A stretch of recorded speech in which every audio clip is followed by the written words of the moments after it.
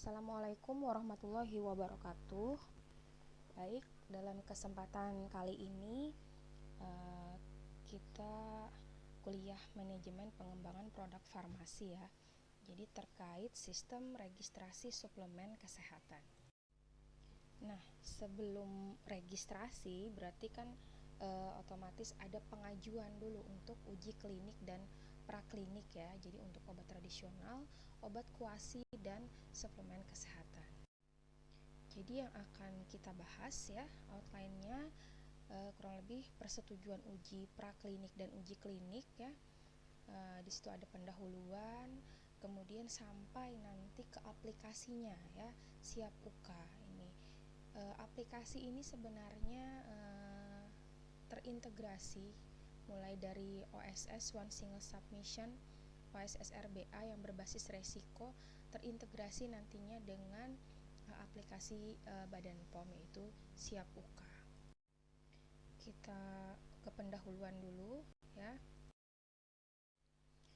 Nah, sejak tahun 2016 sebenarnya Presiden sudah meninstruksikan ya, yaitu Instruksi Presiden nomor 6 2016 tentang percepatan pengembangan industri farmasi dan alat kesehatan. Nah, itu tugas Balai POM untuk melaksanakan impres tersebut ya.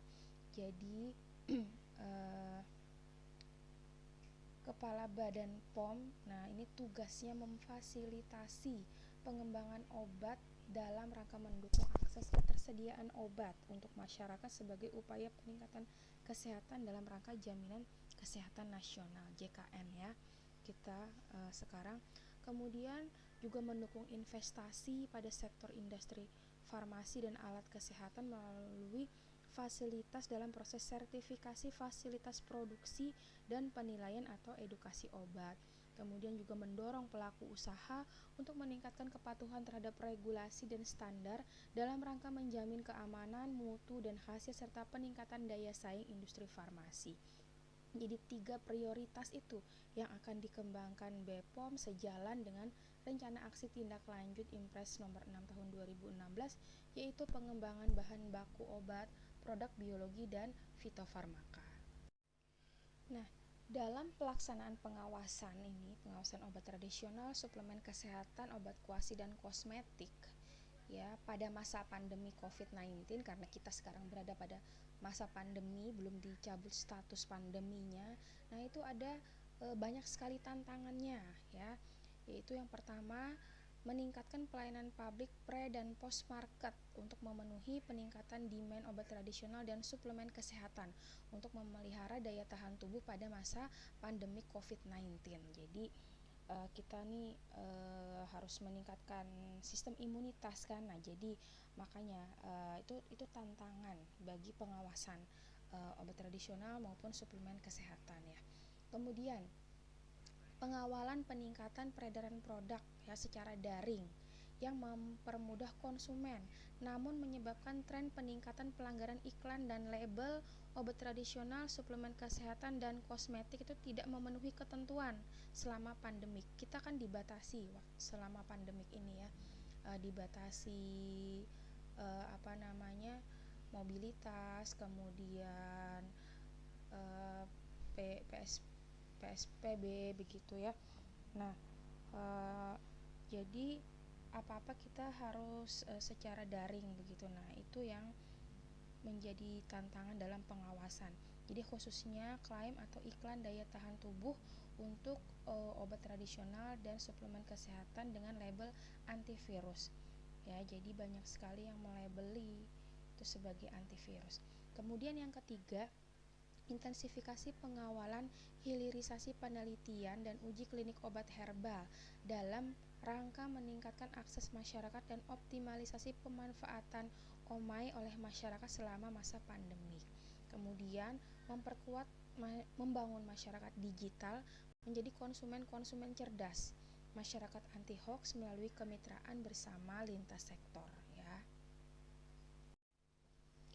Kemudian Keputusan KB POM ini nomor HK 02021412201416 tahun 2020. Nah, ini terkait percepatan riset pada pandemi COVID-19 ya. Jadi keputusan KB POM tadi tentang petunjuk teknis pelaksanaan uji klinik obat tradisional selama pandemi COVID-19 ya. Jadi uji praklinik pada hewan coba khusus saat pandemi COVID-19 untuk produk-produk jamu yang empiris dan sudah memiliki nomor izin edar serta klaimnya sejalan dengan penanganan COVID-19. Jadi uji praklinik tidak perlu dilakukan selama ada bukti keamanan produk tersebut ya. Kemudian dosis uji pada manusia dapat menggunakan dosis pada penggunaan empiris ya. Empiris itu secara turun-temurun begitu. Berdasarkan pengalaman. Kemudian untuk uji klinik. Nah, ini ada fasenya, fase 1 itu dapat tidak dilakukan bila berasal dari jamu empiris dan atau profil keamanan dan manfaat pada hewan coba sudah sesuai. Kemudian fase 2 dan 3 itu dapat digabung ya, perlu pencermatan case by case. Untuk kriterianya sendiri pada uji klinik diutamakan menggunakan bahan baku yang berasal dari atau tumbuh dan dibudidayakan di Indonesia ya, jadi khusus di Indonesia saja ya. Kemudian selain bahan baku pada angka 1 kriteria ini, bahan baku yang sudah digunakan ratusan tahun oleh nenek moyang namun tidak dapat tumbuh di Indonesia. Nah, itu juga boleh dapat digunakan sebagai bahan baku untuk produk uji klinik. Kemudian klaim sebagai adjuvan atau komplementer pada pengobatan COVID-19, dan selain harus memenuhi ketentuan dalam petunjuk teknis pelaksanaan uji klinik, pelaksanaan uji klinik juga harus sesuai dengan ketentuan peraturan perundang-undangan di bidang uji klinik. Nah, ini gambarannya ya, regulatory framework pengembangan obat bahan alam ya menuju produk jamu atau OHT atau fitofarmaka. Jadi mulai penyiapan bahan baku yaitu simplicia, dijadikan ekstrak, fraksi, begitu isolat. Nah, ini bukan termasuk obat tradisional ya tentunya. Jadi ini standarisasi mutu bahan baku ya. Kemudian pengujian, uji in vitro, uji toksisitas. Nah, itu uji farmakodinamik itu di dalam PPUPK. Ya, kemudian ada formulasinya, bisa nanti di pembuatan sediaan begitu ya, dengan CPOTB ya, cara pembuatan obat tradisional yang baik dan benar. Kemudian untuk uji klinik pada manusia ya, itu disubmit oleh badan etik, komite etik ya, ethical clearance, kemudian Badan POM, PPUPK ya. Nah, ini ada fase-fasenya untuk uji klinik, fase 1, 2, dan 3. Fase 1 uji klinik pada subjek sehat ya, untuk melihat keamanannya. Untuk jamu tidak bisa dilakukan ya. Kemudian ini hanya obat herbal untuk fitofarmaka ya kalau uji klinik ini ya. Kemudian fase 2 itu pada subjek yang sakit atau pasien ya, karena mau dilihat khasiatnya. Ya, kemudian untuk fase 3 ini uji klinik dengan jumlah subjek lebih dari konfirmasi keamanan dan khasiat. Jadi fase 3 ini dapat digabung dengan fase 2. Nah, kemudian registrasi produk di Badan POM. Jadi upload asrot ya .pom.go.id. Kemudian nanti Badan POM akan mengevaluasi dan menerbitkan izin edar ya. Penilaian khasiat, keamanan mutu termasuk hasil uji klinik. Jadi setelah itu boleh dikomersialisasi ya. Produksi skala komersial. Nah, itu gambarannya ya, regulatory framework-nya. Nah, ini terkait pendampingan yang dilakukan oleh Badan POM terhadap penelitian herbal ya. Jadi sebelum obat atau suplemen kesehatan itu memasuki tahap registrasi, nah itu sebelumnya harus ada uji klinik dan uji praklinik. Nah, dalam beberapa tahun ini, 4 tahun ke belakang ini, Badan POM selalu memberikan pendampingan ya, terlebih-lebih setelah selama pandemi COVID-19 ini. Jadi ada penelitian terkait COVID-19 dan ada juga penelitian yang non COVID-19 ya, karena memang sebelum-sebelumnya sudah pendampingan ini yaitu uji klinik dan uji praklinik. Jadi seperti melihat berkas begitu, kemudian kesesuaian antara berkas dan kondisi di lapangan. Jadi bisa juga nanti visitasi ke lapangan ya. Jadi ada beberapa penelitian yang didampingi oleh Badan POM. Nah, ini adalah data per 27 September 2021. Jadi total untuk penelitian terkait COVID-19 ada 15 penelitian, sedangkan penelitian non COVID-19 itu 68 penelitian. Untuk uji klinik sendiri terdiri dari uji klinik yang telah selesai, kemudian uji klinik yang sedang berjalan, proses PPUK, kemudian proses penyusunan protokol. Untuk uji praklinik telah selesai, uji praklinik sedang berjalan, proses PPUPK, dan proses penyusunan protokol. Ini ada tren ya pengajuan PPUK dan PPUPK dari tahun ke tahun ya. Kita bisa lihat dari tahun 2019, 2020, dan 2021. Untuk yang berwarna biru itu uji praklinik dan yang berwarna merah itu uji klinik ya. Jadi ini adalah data tahun 2021, September 2021. Jadi memang meningkat setiap tahunnya ya, baik itu uji praklinik maupun uji klinik ya, termasuk dalam masa pandemi COVID-19 ini di tahun 2021, karena memang banyak sekali peneliti-peneliti yang meneliti itu ya terkait obat tradisional, suplemen kesehatan ya, lebih-lebih suplemen kesehatan selama masa pandemi COVID-19 ini, yang nantinya mereka akan meregistrasikan suplemen kesehatan tersebut. Nah, adapun pendampingan Balai POM terhadap penelitian herbal terkait COVID-19 ada 15 penelitian ya. Jadi uji klinik dan uji praklinik obat bahan alam terkait COVID-19 ya. Kenapa bahan alam? Karena ini ke arah suplemen kesehatan sebenarnya ya. Nah, jadi ada uji klinik yang telah selesai, itu sudah ada 3 penelitian, kemudian uji klinik yang sedang berlangsung 5 penelitian, penyusunan protokol uji klinik ada 3 penelitian, uji praklinik yang sedang berlangsung ada 1 penelitian, dan penyusunan protokol uji praklinik ada 3 penelitian. Untuk uji kliniknya ya yang dari rumah sakit ya, ada RSUP Persahabatan ya, RSUD Hasan Sadikin dan lain sebagainya. Nah, ini ada datanya. Kemudian populasi subjek untuk uji klinik yaitu pasien yang terkonfirmasi positif COVID-19, gejala ringan dan atau sedang. Nah, itu yang menjadi populasinya. Kemudian untuk uji praklinik sebagai antiinflamasi, daya tahan tubuh, antipiretik dan anti COVID-19. Kemudian outcome primer yaitu waktu atau proporsi subjek uji yang mengalami perbaikan gejala klinis, kemudian perubahan nilai skala ordinal WHO.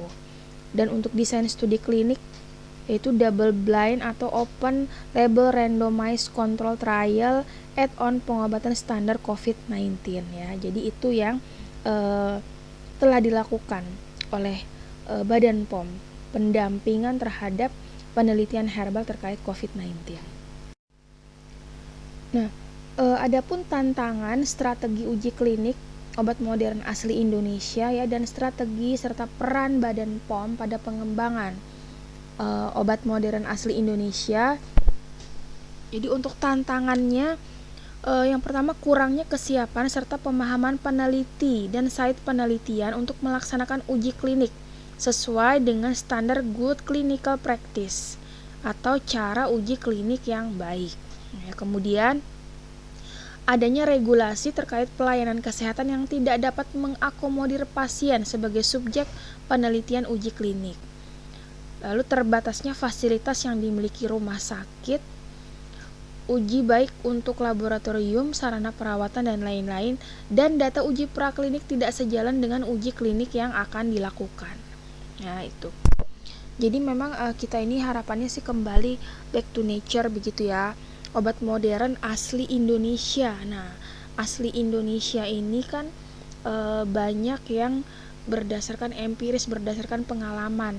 Nah, obat jamu, obat-obat herbal terstandar, fitofarmaka. Nah, itu harapannya akan menjadi obat modern asli Indonesia ya. Nah, jadi untuk strateginya sendiri, dukungan pada prioritas riset nasional ya, OHT Fitofarmaka WBS 9 melalui penyusunan regulasi dan pendampingan penelitian uji praklinik dan uji klinik. Kemudian mendorong revisi Permenkes 54 2018 tentang penyusunan dan penerapan formularium nasional atau Fornas dalam penyelenggaraan program jaminan kesehatan agar OMAI masuk ke dalam Fornas ya. Jadi formularium nasional itu sudah ada. Nah, kemudian biasanya Dinas Kesehatan itu juga membuat formularium Dinas Kesehatan, dan Puskesmas juga membuat karena kaitannya dengan akreditasi. Akreditasi itu jelas itu nilai poin penting juga ya Fornas ini. Nah, harapannya ada revisi bahwa obat modern asli Indonesia itu dimasukkan nantinya ke dalam Fornas ya. Kemudian terlibat dalam tim penyusunan formularium fitofarmaka. Ya, nah ini nanti akan ada Zoom meetingnya juga tentang formularium fitofarmaka ya, begitu. Jadi ada tersendiri ya. Kemudian peran Badan POM pada pengembangan obat modern asli Indonesia yaitu pendampingan penyusunan protokol uji dan pendampingan pelaksanaan uji. Kemudian pendampingan dalam rangka pengajuan proposal pendanaan penelitian ya melalui BRIN, LPDP begitu. Kemudian penyusunan atau revisi pedoman atau regulasi terkait uji klinik dan uji praklinik obat herbal. Kemudian ada usulan jasa evaluasi permohonan persetujuan uji praklinik atau uji klinik dikenakan tarif PNBP. Jadi penerimaan negara bukan pajak sebesar Rp0 dalam hal uji praklinik atau uji klinik didanai oleh pemerintah ya dengan dana APBN misalnya begitu. Kemudian untuk diadakan pelatihan cara uji klinik yang baik bagi peneliti ya. Jadi ada workshopnya ya, pelatihan cara uji klinik yang baik atau CUKB. Nah, selanjutnya kita masuk ke PPU-PK dan PPU-PK obat tradisional, obat kuasi, dan suplemen kesehatan. Nah, untuk klasifikasi obat tradisional ya, ini berdasarkan keputusan Kepala BPOM ya tahun 2024 terkait ketentuan pokok pengelompokan dan penandaan obat bahan alam Indonesia. Jadi ada jamu, biasa kalau ke apotek itu nanti bisa dilihat logo-logonya ya. Kan ada obat bebas terbatas, obat keras, narkotik, psikotropik. Nah, ada juga jamu, ada obat herbal terstandar dan fitofarmaka. Nah, itu adalah klasifikasi obat tradisional. Jadi untuk jamu sendiri itu sudah lebih dari 11.000 produk. Kemudian untuk obat herbal terstandar 80 produk ya. Dan untuk fitofarmaka itu ada 26 produk. Kami di Dinas Kesehatan itu ada yang pengadaan juga fitofarmaka ya seperti Tensigat begitu ya. Nah, untuk jamu ini ya tadi lebih dari 11.000 produk, banyak sekali ya karena biasanya berdasarkan bukti empiris atau pengalaman ya. Jadi keamanan dan khasiat itu dibuktikan secara ilmiah melalui uji praklinik, toksisitas dan farmakodinamik ya. Kemudian bahan baku itu untuk yang obat herbal terstandar ya. Jadi awalnya dari jamu dulu, lalu naik kelas begitu, jadi obat herbal terstandar. Kalau jamu tadi dia cuma berdasarkan bukti empiris saja. Nah, yang herbal terstandar ini berasal dari jamu, keamanan dan khasiat terbukti melalui uji praklinik, bahan baku dan produk jadi terstandar. Kemudian ada sertifikatnya, CPOTB, cara pembuatan obat tradisional yang baik dan benar. Kemudian mutu produk juga ya. Kemudian untuk fitofarmaka, ini hasil dan keamanan dibuktikan secara ilmiah melalui uji klinik ya. Kalau yang tadi uji praklinik, obat herbal terstandar, kalau fitofarmaka itu dengan uji klinik.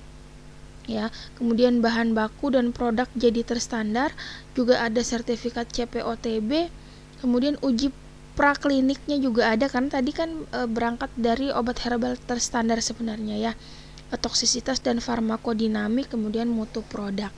Untuk klaimnya ya itu boleh mengklaim khasiat. Nah, itu bedanya dengan PIRT. Kalau PIRT itu tidak boleh mengklaim khasiat ya. Tetapi kalau PIRT dia izinnya sekarang relatif lebih mudah, akan terbit otomatis juga di OSS dan akan masuk ke aplikasi SPPIRT BPOM.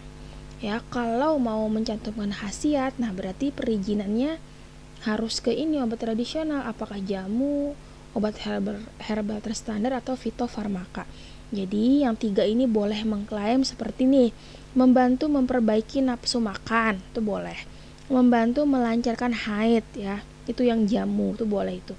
Kalau fitofarmaka misalnya, obat herbal terstandar misalnya, membantu memelihara kesehatan fungsi hati ya, atau membantu meredakan pegel, linu dan nyeri sendi ya. Kemudian untuk fitofarmaka boleh menurunkan tekanan darah sistolik maupun diastolik pada penderita hipertensi ringan, karena tadi dia kan harus ada uji klinik ya. Uji klinik kan sudah dilakukan ke manusia, jadi boleh begitu klaimnya. Kemudian boleh juga memperbaiki sistem imunomodulator.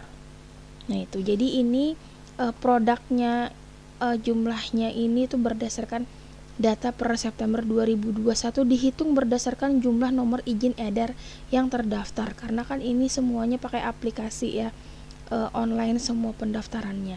Jadi data yang tercantum di webnya BPOM itu dihitung berdasarkan tempat produksi ya. Satu nomor izin edar itu dapat diproduksi 2 atau lebih fasilitas yang berbeda ya. Jadi begitu ya terkait klasifikasi obat tradisional.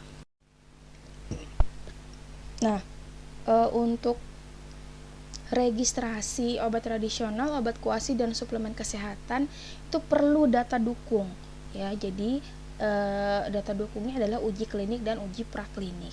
Jadi untuk obat tradisional, uji prakliniknya digunakan sebagai data dukung registrasi menjadi obat herbal terstandar.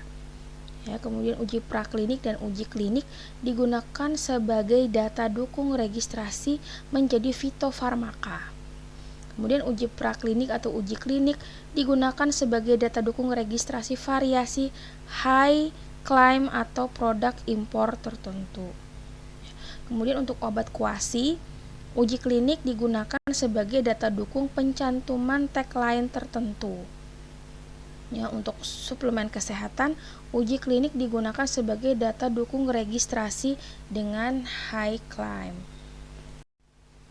Untuk alurnya uji praklinik ya.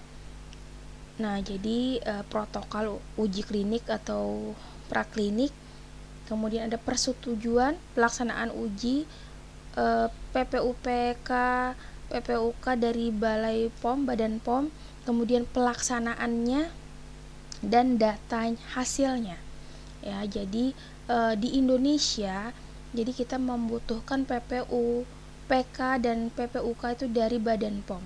Pelaksanaan uji praklinik atau klinik yang baik itu menghasilkan data bukti praklinik atau klinik yang memenuhi unsur kesahihan dan terpercaya yang diperlukan sebagai bukti dukung dalam pengajuan registrasi ya. Jadi syarat registrasi itu adalah data dukung itu tadi ya. Nah, data yang dihasilkan harus memenuhi unsur kualitas dan integritas sehingga keputusan evaluasi atau registrasi itu tidak bias. Untuk definisi operasionalnya ya, jadi uji klinik itu adalah kegiatan penelitian yang memiliki nilai ilmiah dan etik dengan mengikut sertakan subjek manusia, disertai adanya intervensi produk uji untuk menemukan atau memastikan efek klinik, farmakologik dan atau farmakodinamik dan atau mengidentifikasi reaksi yang tidak diinginkan atau mempelajari ADME ya ini dengan tujuan memastikan keamanan dan efektivitas produk yang diteliti. Ya, jadi ini berdasarkan Peraturan Kepala Badan POM nomor 21 tahun 2015 tentang tata laksana persetujuan uji klinik. Terdiri dari uji klinik ini uji klinik pra pemasaran, kemudian uji klinik pasca pemasaran. Pra pemasaran itu mulai dari fase 1, 2, dan 3, kemudian pasca pemasaran itu adalah uji klinik fase keempat. Pelaksanaannya, persetujuan atau notifikasi, uji klinik pra pemasaran wajib mendapatkan persetujuan Kepala Badan POM. Uji klinik pasca pemasaran wajib menyampaikan notifikasi kepada Kepala Badan POM. Kemudian persetujuan pelaksanaan uji klinik yang diberikan oleh Kepala Badan berlaku 2 tahun sejak tanggal diterbitkan. Jadi pelaksanaan uji klinik melebihi 2 tahun itu dapat diperpanjang dengan alasan yang jelas. Nah, apa saja sih dokumen uji klinik ya? Jadi PPUPK prapemasaran dilakukan secara tertulis oleh sponsor atau ORK kepada kepala badan ya. Dokumennya antara lain surat permohonan persetujuan pelaksanaan uji klinik dan importasi produk uji itu bila diperlukan, kemudian formulir UK1, kemudian protokol uji klinik ya, kemudian brosur peneliti ya, inform concern, persetujuan setelah penjelasan, data-data fase sebelumnya, data non-klinik, data fase 1, atau data ilmiah lain sesuai yang diperlukan. Nah, kemudian dokumen produk uji kliniknya antara lain informasi produk uji klinik, informasi produk yang akan diimpor yang terkait dengan uji klinik bila ada, sertifikat analisa, kemudian sertifikat GMP. Dokumen lain yang terkait, sertifikat GCV peneliti, dokumen surat kontrak bila menggunakan CRO, asuransi juga bila ada, sertifikat laboratorium, dan susunan tim peneliti. Nah, untuk pengajuannya ini bisa manual, bisa aplikasi ya, tapi sekarang sih aplikasi. Cuman ini alurnya ya, jadi kurang lebih sama alur manual dan aplikasi. Jadi dari awal itu sudah harus konsultasi maksimal itu 2 kali konsultasi atau advokasi ya. Kemudian pengajuan permohonan PPUPK atau PPUK. Nah, kemudian ada penerbitan surat perintah bayar ya, berapa yang harus dibayar. Jadi setelah itu pemohon harus bayar, transfer dulu. Kemudian ada proses evaluasi 20 hari kerja, dan setelah itu ada keputusan disetujui atau ditolak atau ada tambahan data atau perbaikan ya. Itu untuk yang manual. Sedangkan untuk yang aplikasi kurang lebih sama ya, cuman dia online kan kalau aplikasi ini. Jadi konsultasi juga maksimal 2 kali. Kemudian pendaftaran akun. Nah, bikin akun dulu di aplikasinya itu ya. Jelas itu badan usaha, NPWP, alamat ya. Kemudian pengajuan permohonan PPUPK atau PPUK ya. Kemudian akan ada juga penerbitan surat perintah bayar. Kemudian pemohon itu nanti akan membayar ya, mengupload, dan nanti ada proses evaluasi juga sama 20 hari kerja. Kemudian keluarlah keputusan disetujui, ditolak, atau pengembalian. Jadi kurang lebih sama ya alur manual dan aplikasi ini. Nah, untuk pendampingan Badan POM dalam tahapan uji praklinik dan klinik obat bahan alam ya, bisa konsultasi itu online atau offline. Nah, jadi pendampingan penyusunan protokol uji praklinik atau klinik kemudian akan dilakukan evaluasi protokol uji praklinik atau klinik, kemudian ada persetujuan pelaksanaan uji praklinik atau persetujuan pelaksanaan uji klinik, dan kemudian ada lagi pendampingan pelaksanaannya ya, dan setelah itu ada inspeksi CUKB dilakukan terhadap sistem manajemen mutu, fasilitas uji klinik, dokumen uji klinik, obat uji. Temuan inspeksi itu berupa temuan kritikal, mayor atau minor ya. Yang selanjutnya akan dilakukan corrective action dan preventive action oleh peneliti dan sponsor. Nah, itu jadi bisa tadi konsultasinya online ataupun offline, dan nanti akan dilakukan inspeksi. Inspeksi itu bisa online juga, tapi bisa offline juga ya. Cuman kebanyakan memang offline karena harus datang ke lokasi begitu ya. Nah, kita masuk ke sistem aplikasi pengajuan uji klinik dan praklinik atau SIAP UK. Jadi nama aplikasinya adalah aplikasi SIAP UK ya. Ini terintegrasi dengan OSS. Nanti akan saya jelaskan juga yang di OSS-nya seperti apa, tapi kita di ini dulu aplikasi SIAP UK. Jadi harus bikin dulu ya, mendaftar dulu. Setelah mendaftar itu bisa login untuk dapat memulai pengajuan ya, PPUK atau PPUPK. Registrasi akun sebelum mengajukan tadi ya, membuat akun terlebih dahulu tadi ya. Nah, jadi SIAP UK ini merupakan aplikasi terintegrasi. Pengajuan uji klinik maupun uji praklinik dapat dilakukan untuk obat tradisional, obat kuasi, dan suplemen kesehatan. Ya, SIAP UK namanya. Jadi aplikasi SIAP UK ini ya untuk pelayanan online uji praklinik, obat tradisional, obat kuasi, suplemen kesehatan begitu, serta uji klinik untuk obat tradisional, obat kuasi, suplemen kesehatan, kosmetik, pangan olahan ya. Tuh. Tapi nanti tetap bikin NIB dulu di OSS. One single submission ya. RBA berbasis resiko. Nah, untuk SIAP UK ini ya yang kita pelajari pengembangan SIAP UK, integrasi aplikasi, fitur aplikasi, dan demo aplikasi. Jadi sebenarnya kalau buka aplikasinya langsung di internet itu langsung aja dicari bisa. Nah, itu ada demonya sampai demo. Jadi sekarang itu bisa semua dipelajari di internet ya. Kalau nggak bisa tanya-tanya ke kontak personnya atau cari-cari di YouTube, itu juga banyak sih.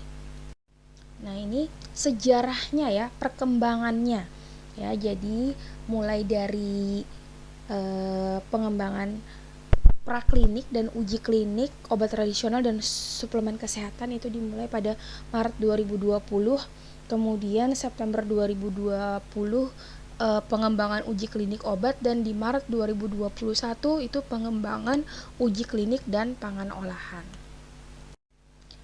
Nah, integrasinya ke mana saja begitu ya SIAP UK ini, tentunya OSS juga ya.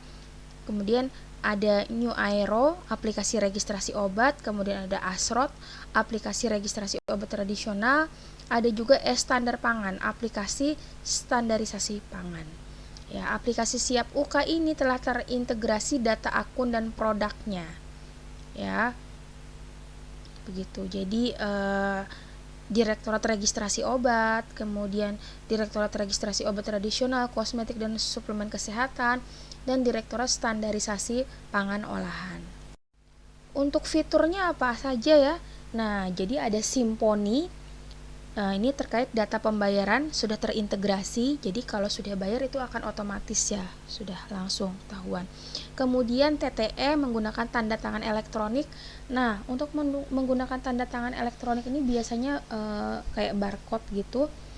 Jadi itu tidak perlu lagi dilegalisir ya, karena di scan aja barcode-nya itu sudah ketahuan asli atau tidak begitu. Kemudian transparan, status dapat terlihat real time ya, sudah sampai mana saja prosesnya begitu. Kemudian responsif, dapat diakses menggunakan berbagai browser device yang terhubung dengan internet ya. Itu yang pasti ada koneksi internet ya. Nah, untuk integrasi sistemnya ini tadi jelas dengan OSS, integrasi pembayaran, e-payment ya, konfirmasi terkait pajak ya, kemudian single window, tanda tangan elektronik begitu. Kemudian untuk pengawasan ini pre-market dan post-market ya. Jadi untuk pre-marketnya tadi e-Bepom, New Aero, Enapsa, Asrot, ya Notifico, Siap UK, standarisasi pangan, sertifikasi, Invalabs, begitu itu yang untuk pre-market, pengawasan sebelum pemasaran. Nah, untuk post-marketnya, pengawasan setelah pemasaran, nah ini terkait laporan-laporan, semuanya laporan online ya. Jadi itu adalah kewajiban pelaku usaha ya, kalau dia sudah mendapatkan izin, sudah ada izin edar, sudah bisa memasarkan produknya, maka dia punya kewajiban terkait pelaporan. Nah, disitulah kita pengawasan post market kita, selain kita ngambil sampling untuk kita uji di laboratorium. Nah, ini untuk tampilan awalnya ya, kalau buka siapuka.pom.go.id, tampilan awalnya seperti ini. Kemudian nanti juga ada manual booknya, itu bisa di download ya, bisa dibaca-baca untuk itu panduan jika mau masuk, melakukan permohonan untuk ini di Siap UK. Jadi bisa dibaca, bisa di-download. Nah, untuk registrasinya, isiannya jenis kelamin, NPWP begitu ya. Kemudian alamat ya, nomor telepon dan lain sebagainya. Jadi itu diisi. Kemudian jika sudah selesai diklik selanjutnya begitu. Kemudian masih di form registrasi juga masih diisi lagi nama pemohon, nomor telepon ya, diisi lengkap email, kemudian klik juga selanjutnya. Nah, kemudian jika sudah tadi klik selanjutnya, ada notifikasinya berhasil begitu ya, cek ke email begitu. Nah, nanti akan bisa ya login kalau jika sudah berhasil. Nah, boleh nanti dicek emailnya, akan ada pemberitahuan bahwa sudah berhasil dan bisa login. Nah, ini nanti bisa masuk ya untuk loginnya, username dan password ya. Kemudian tinggal next begitu dan ikuti langkah-langkah selanjutnya. Nanti bisa dibuka di manual booknya apa saja yang harus di-input dan lain sebagainya ya, syarat-syaratnya. Nah, ini untuk e-registration ya. Jadi juga ada e-registrasi pangan dan ada e-registrasi BTP, bahan tambahan pangan ya, BTP. Yang pangan ini pangan olahan ya. Nah, ini juga ada jam kerjanya ya. Biasanya kalau ada kendala untuk bertanya apakah di email, di WA begitu, itu biasanya harus pada jam kerja. Di luar jam kerja biasanya masuk tapi tidak dibalas begitu, dibalasnya nanti setelah jam kerja. Nah, ini tampilan yang standar pangan ya. Nah, bisa kalau mau dibuka-buka, mau ngeliat-liat begitu untuk bahan pembelajaran nggak apa-apa ya.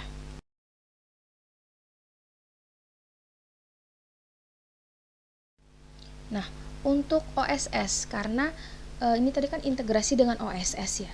Jadi memang awalnya itu harus punya NIB dulu. NIB berbentuk PT atau badan usaha ya, karena ini arahnya mungkin ke industri obat begitu ya. Jadi PT ya, bikin PT, bikin NIB. Jadi tampilan awal OSS itu jika masuk oss.go.id itu seperti ini ya. Nah, sebelum daftar atau masuk, nah ini bisa kita nyari informasi. Jadi ini adalah layanan informasi OSS. Jadi di tampilan awal. Jadi bisa diklik di informasi jika mau mengetahui terkait KBLI, kemudian PBUMKU ya, perizinan berusaha untuk menunjang kegiatan usaha, persyaratan dasar dan lain sebagainya, sampai ada video tata cara perizinan ya, mau PIRT, halal, SNI, kemudian cara bikin NIB, cara sampai penutupan, likuidasi atau non likuidasi, semuanya ada lengkap di situ ya. Nah, ini untuk PBUMKU ya. Jadi PBUMKU itu perizinan yang diperlukan baik kegiatan usaha dan atau produk pada saat pelaksanaan tahap operasional dan atau komersial. Jenisnya bervariasi, bentuk izin, persetujuan, penetapan, pengesahan, penunjukan, registrasi, rekomendasi, sertifikasi, konsultasi, dan surat keterangan ya. Jadi itu terkait PBUMKU, banyak PBUMKU macam-macam. Nah, ini nanti bisa klik Badan Pengawas Obat dan Makanan ya, ajukan permohonan persyaratan, nanti apa yang mau dipilih begitu. Nah, karena kita obat, jadi kita berhubungannya dengan Badan Pengawas Obat dan Makanan, atau kesehatan juga ada ya, bisa dipilih. Nah, ini jadi ada praregistrasi obat tradisional, izin edar obat, kosmetik, obat tradisional, pangan olahan. Ini KBLI-nya ya. Nah, ini selanjutnya juga KBLI-nya. Jadi misalnya nih, izin edar suplemen kesehatan. Nah, kita kan bicara suplemen kesehatan ya. Berarti hanya KBLI ini saja yang bisa mengajukan PBUMKU izin edar suplemen kesehatan. KBLI 10799, 1104, 11040 begitu sampai 47999. Nanti ini bisa diklik KBLI-nya itu kalau mau melihat. Nah, misalnya kita klik ya 21012, ternyata itu adalah industri produk farmasi untuk manusia. Jadi kelompok ini mencakup usaha pembuatan dan pengelolaan obat-obatan, suplemen kesehatan atau makanan yang berbentuk jadi atau sediaan untuk manusia. Ya, misalnya tablet, kapsul, salep, bubuk larutan parenteral dan suspensi. Kemudian obat kontrasepsi hormonal, industri produk radiofarmaka dan industri farmasi bioteknologi. Ini nanti bisa diklik lagi ya, industri produk farmasi itu nanti kita klik. Nah, tampilannya seperti ini ya. Industri produk farmasi untuk manusia begitu. Jadi berdasarkan peraturan BKPM nomor 4 tahun 2021 pasal 12, pengecualian dari ketentuan minimum nilai investasi bagi PMA. PMA ini pemilik modal asing. Kalau kita itu dalam negeri, PMDN ya. Nah, total investasinya lebih dari 10 miliar di luar tanah dan bangunan per bidang usaha KBLI 5 digit per lokasi proyek. Ya, itu. Kemudian uraiannya ada di situ lengkap. Kelompok ini mencakup usaha pembuatan dan pengelolaan obat-obatan begitu ya. Tadi sudah saya jelaskan juga. Nah, ini untuk usaha mikro.